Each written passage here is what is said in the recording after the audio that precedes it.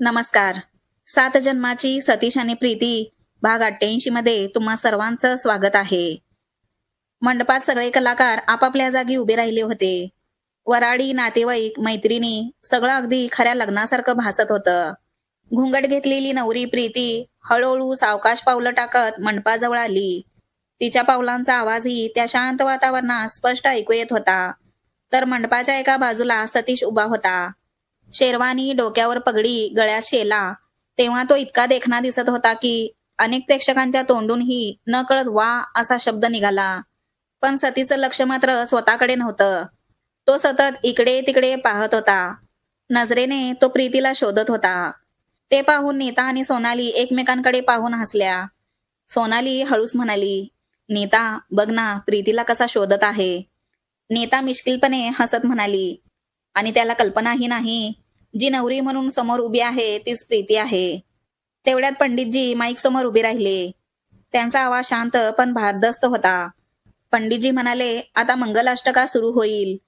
मंगलाष्टका म्हणजे वर वधूला आशीर्वाद देणाऱ्या ओव्या असतात. या ओव्यांमधून दोन जीवांनी एकत्र संसार सुरू करण्याचा संकल्प केला जातो. असं म्हणत त्यांनी मंगलाष्टका म्हणायला सुरुवात केली. तेव्हा मंगल संगीत वातावरणात पसरलं होतं. प्रत्येक मंगलाष्टकानंतर अक्षता उधळल्या जात होत्या.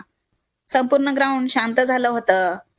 सतीश उभा होता. डोळे कधी मंडपात कधी प्रेक्षकांमध्ये फिरत होते. ही प्रीती कुठे आहे? ती इथे दिसत का नाही? असा विचार त्याच्या मनात येत होता. तिकडे घुंगटाआड उभी असलेली प्रीती हे सगळं अनुभवत होती. सतीश समोर उभा आहे, इतका जवळ, पण तरीही त्याने मला ओळखलेलं नाही, असं ती मनातच म्हणत असते. मंगलाष्टका पूर्ण होताच पंडितजी म्हणाले, "आता वर वधू एकमेकांना हार घालतील." सोनाली आणि केतकी पुढे येऊन वर वधूच्या हातात हार देतात. त्यावेळी संपूर्ण ग्राउंडचे डोळे त्या क्षणावर स्थिरावलेले होते. घुंगट घेतलेली नवरी प्रीती हळूहळू पुढे येते. ती सावकाश सतीच्या गळ्यात हार घालते.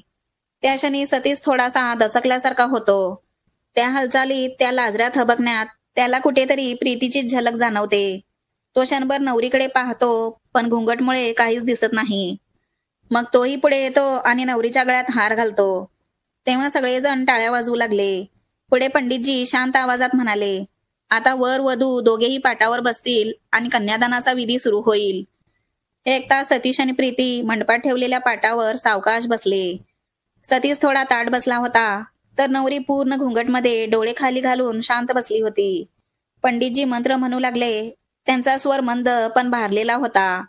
मंत्रांचा नाद संपूर्ण स्टेजवर पसरत गेला. तो क्षण खरंच लग्नातला वाटावा असा गंभीर आणि पवित्र होता. तेवढ्यात पंडितजी म्हणाले, "आता कन्यादानाचा विधी होईल, तर वधूचे आई बाबा पुढे या." तेव्हा नीता आणि कार्तिक, जे नवरीच्या आई बाबाची भूमिका करत होते, ते पुढे आले. नीताच्या डोळ्यात न कळत भाव भरून आले होते, तर कार्तिकचा आवाजही थोडा थरथरत होता. पंडितजी मंत्र म्हणत होते आणि त्या मंत्रांच्या लयीत नीता आणि कार्तिक अलगदपणे प्रीतीचा हात पुढे करतात आणि तो हात सतीच्या हातात ठेवतात. त्या क्षणी सतीश नकळत थोडा थांबतो. त्याला तो स्पर्श अगदी ओळखीचा वाटतो. जणू तो स्पर्श कित्येक वेळा अनुभवलेला आहे. तो हात पकडलेला असतानाच त्याच्या मनात विचार येतो, हा स्पर्श प्रीतीसारखाच आहे. तो स्वतःलाच थांबवायचा प्रयत्न करतो, पण हे कसं शक्य आहे असं तो मनाला समजावतो. असा विचार करत तो नकळत घुंगटाकडे पाहू लागतो, पण चेहरा अजूनही झाकलेलाच असतो. त्याला काहीच दिसत नाही, तरीही त्याची नजर तिथेच अडकून राहते. तिकडे घुंगटाआड बसलेल्या प्रीतीला हे सगळं जाणवत होतं. सतीचा हात घट्ट झालेला तिला जाणवतो. त्याची नजर आपल्याकडे रोखलेली आहे, हे ती घुंगटाआडूनच ओळखते. तो मला बघतोय, तो मला ओळखत आहे, हे तिच्या मनाला स्पष्ट कळत होतं. तीही नकळत घुंगटाआडूनच त्याच्याकडे पाहत होती. तो तिला कसा पाहतोय, त्या नजरेतली ओढ, ते कुतूहल, ती अस्वस्थता सगळं तिला जाणवत होतं. आणि हे सगळं बघून तिला हसू येत होतं. पंडितजी स्पष्ट आवाजात म्हणाले, "कन्यादान पूर्ण झालं आहे." तेव्हा नीता आणि कार्तिक हळूच मागे सरकले. पण त्या क्षणात सतीश आणि प्रीती एकमेकांशी नकळत जोडले गेले होते. घुंगट अजूनही असतो, ओळख अजूनही उघड झालेली नसते, पण मनाने मात्र दोघांनीही एकमेकांना ओळखलेलं असतं.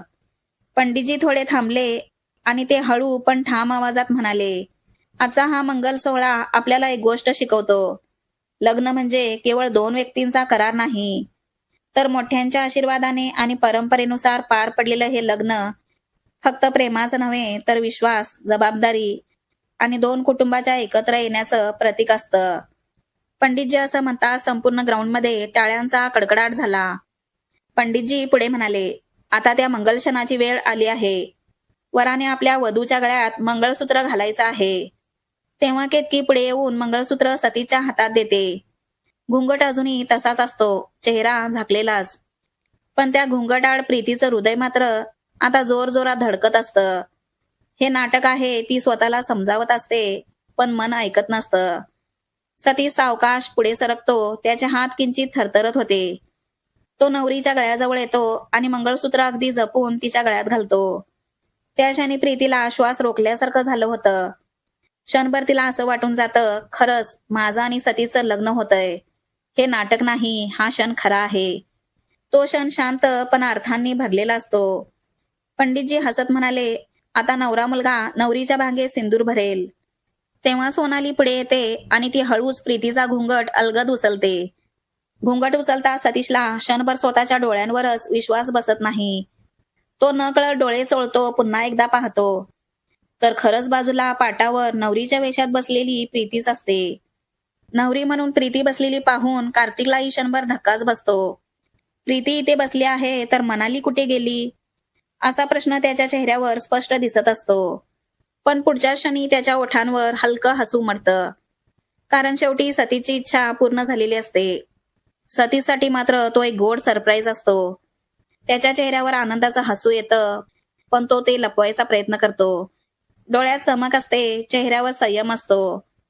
तेव्हा प्रीती लाजून नजर खाली घालते. गालांवर हलकीशी लाली पसरते. सतीश सावकाश पुढे येतो, त्याच्या हातात सिंदूर असतं. सतीश अजूनही चेहऱ्यावरचा आनंद लपवण्याचा प्रयत्न करत असतो. तो हळूच प्रीतीच्या भांगे सिंदूर भरतो. भरताना थोडंसं सिंदूर प्रीतीच्या नाकावरही पडतं. तेव्हा सोनाली नकळत हसत म्हणते, नाकावर सिंदूर पडलं की प्रेम वाढतं म्हणे. सगळ्यांच्या चेहऱ्यावर हसू उमटतं. प्रीतीही लाजून हसते. सतीशही नकळत हसतो. त्याच्या मनात प्रचंड आनंद असतो. जणू खरंच त्याचं आणि प्रीतीचं लग्न झालंय असं वाटत असतं.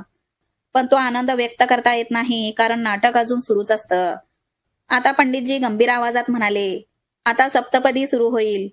या सप्तपदीत वधूवर एकमेकांना 7 वचनं देतील आणि ती वचनं आयुष्यभर पाळण्याचा संकल्प करतील. सोनाली पुढे येते. ती सतीश आणि प्रीतीचं गठबंधन करते. दोघेही उभे राहतात. सतीश पुढे येतो आणि प्रीतीचा हात थोडासा घट्ट धरतो.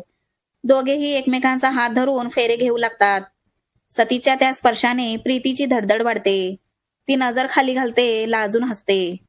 पंडितजी मंत्र म्हणत होते आणि त्या फेरीसोबत त्या पावलांचा अर्थ शांत आवाजात समजावून सांगत होते. पहिली फेरी पूर्ण होताच प्रीती पुढे येते आणि बाजूला ठेवलेल्या 7 सुपाऱ्यांपैकी एक सुपारी अलगद बाजूला करते. सतीश तिचा हात थोडासा दाबत असतो, जणू मुद्दाम तिला चिडवतोय. तर प्रीती लाजून त्याच्याकडे न पाहताच हात सैल करण्याचा प्रयत्न करत असते. दुसरी, तिसरी, चौथी फेरी हळूहळू पूर्ण होत जाते. तसं एक एक सुपारी बाजूला सरकत राहते. चौथी फेरी पूर्ण होताच प्रीती पुढे येते आणि ती सतीचा हात स्वतःच्या हातात घेते. तो क्षण सतीशला नकळत सुखावतो. तो हलकस हसत तिला जवळ ओढण्याचा प्रयत्न करतो. प्रीती त्याच्याकडे पाहते, डोळ्यात लाज असते, पण त्या नजरेत तिच्या मनातली भावना स्पष्ट दिसून येते. उरलेल्या फेऱ्याही अशाच हळूवारपणे पूर्ण होत जातात. शेवटी 7वी सुपारी बाजूला होते आणि सप्तपदी पूर्ण होते. तेव्हा दोघे क्षणभर थांबले आणि एकमेकांकडे पाहू लागले. पंडितजी पुढे म्हणाले, या 7 पावलांबरोबर हे लग्न संपन्न झालं आहे. तेव्हा दोघांनी एकाच वेळी हात जोडून मोठ्यांना नमस्कार केला. संपूर्ण ग्राउंड टाळ्यांच्या कडकडाटाने दुमदुमून जातं. सतीश आणि प्रीती स्टेजवर ठेवलेल्या खुर्च्यांवर बसले. तेव्हा दोघेही अजून त्या क्षणातून बाहेर आले नव्हते. तेवढ्या संगीताचा ठेका बदलतो. केतकी आणि सोनाली स्टेजवर आल्या आणि टाळ्यांच्या ठणक्यात फुल जोशमध्ये डान्स करायला लागल्या. त्यांचा डान्स पाहताना संपूर्ण ग्राउंड आनंदात रंगून जातं. तिकडे खुर्च्यांवर बसलेले सतीश आणि प्रीती मात्र एकमेकातच गुंतलेले होते. कधी नजर चोरत, कधी हसत, तर कधी लाजून मान खाली घालत. डान्सच्या मध्ये सोनाली आणि केतकी हसत हसत नवरा नवरीकडे आल्या. त्यांनी दोघांचा हात धरून त्यांनाही डान्स करायला उभं केलं. तेव्हा सतीश आणि प्रीती लाजतच का होईना दोघेही ठेक्यावर हलके डान्स करू लागले. डान्सचा ठेका हळूहळू मंद होत गेला. संगीत थांबलं, पण स्टेजवरचं वातावरण अजूनही भारलेलंच होतं. संपूर्ण ग्राउंड उभं राहून टाळ्या वाजवत होता. कुणी शिट्ट्या मारत होतं, कुणी वा काय अभिनय असं मोठ्याने म्हणत होतं. क्षणभरासाठी सगळे विसरून गेले होते की हे नाटक आहे. तेव्हा स्टेजवर उभे असलेले सगळे कलाकार एकमेकांकडे पाहून हसत होते. डान्स संपता संपूर्ण ग्राउंड टाळ्यांच्या कडकडाटाने दुमदुमून गेलं. हसत हसत सगळे कलाकार स्टेजच्या मध्यभागी उभे राहिले होते. तेव्हा अँकर स्टेजवर येतो, माईक हातात घेऊन म्हणतो, आज आपण एक असा ड्रामा पाहिला आहे जो समाजाला विचार करायला लावतो, मनाला हलवतो, डोळ्यात नकळत पाणी आणतो. क्षणभर शांतता पसरते. तो पुढे म्हणतो, आजच्या समाजात दुर्दैवाने लग्नासारख्या पवित्र नात्याला सुद्धा हलक्यात घेतलं जातं. नाती तुटतात, विश्वास हरवतो आणि लग्न म्हणजे फक्त एक सोहळा उरतो. अशा काळात लग्नाचं महत्त्व, त्यामागची संस्कृती, परंपरा, जबाबदारी आणि भावना इतक्या सुंदर पद्धतीने मांडणारा हा ड्रामा खरंच आवश्यक होता. तुम्ही सगळ्यांनी त्या भावना खूपच चांगल्या पद्धतीने प्रेक्षकांपर्यंत पोहोचवल्या. तो अँकर हसत पुढे म्हणतो, म्हणूनच यातील प्रत्येक कलाकारांसाठी तुम्ही सगळ्यांनी जोरदार टाळ्या वाजवा. तेव्हा क्षणातच संपूर्ण ग्राउंड टाळ्यांच्या आवाजाने भरून जातं. स्टेजवर उभे असलेले कलाकार एकमेकांना पाहून आनंदाने हसत होते. सोनाली केतकीला मिठी मारते, तर नीता आणि प्रीती एकमेकींना घट्ट मिठी मारतात. कार्तिक सतीच्या पाठीवर हलकेच थोपडतो. खूप छान केलंस, एकदम जीव ओतलास, असे शब्द एकमेकांच्या कानावर पडत होते. सतीश आणि प्रीती एकमेकांकडे पाहत हसत होते. त्या हसण्यात समाधानी असतं आणि कुठेतरी न उमटलेली भावना देखील. सगळ्या कलाकारांनी हातात हात घालून प्रेक्षकांना नमस्कार केला. तेव्हा पुन्हा एकदा सगळ्यांनी टाळ्या वाजवल्या. मग हळूहळू सगळे कलाकार स्टेजवरून खाली उतरू लागले आणि अशा या हसऱ्या गोड क्षणातच 7 जन्माची हा ड्रामा आनंदात संपतो. सतीश आणि प्रीतीचं हे लग्न तुम्ही किती एन्जॉय केलं हे मला कमेंट करून सांगा. आणि हा भाग आवडला असेल तर लाईक, शेअर आणि सबस्क्राईब करा.